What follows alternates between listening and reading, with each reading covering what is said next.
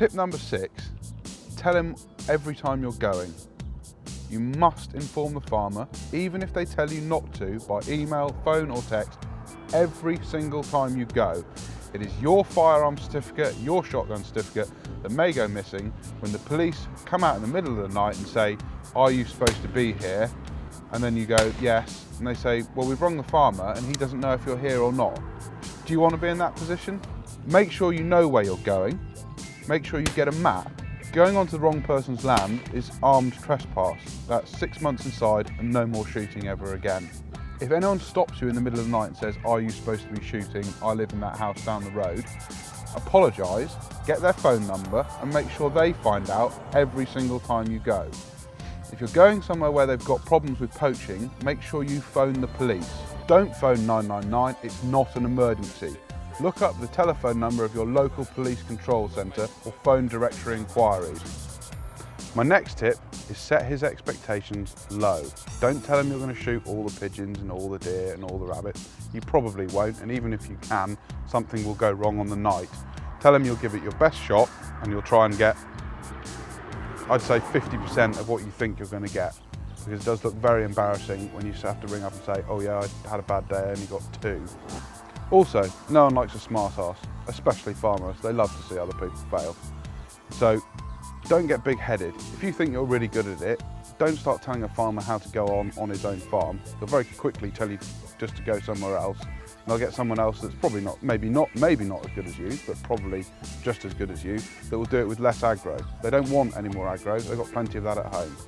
If you are going to bring other people onto the farm, tell the farmer who you're bringing. Give him an opportunity to say, oh no, I know so-and-so, we've had him on here before and I don't like him. Don't surprise the farmer. The worst thing you can do is turn up with 5 other mates and turn the whole thing into a circus. If you're treating your shooting on his farm like a jolly, he will see it. He's looking for a professional service and a job done properly. You need to supply the farmer with information, accurate information of where you've been and what you've shot. He needs to know where his problems are and where you have solved them. You need to know the hours you've put in. There's no point saying farmers don't appreciate what you've done.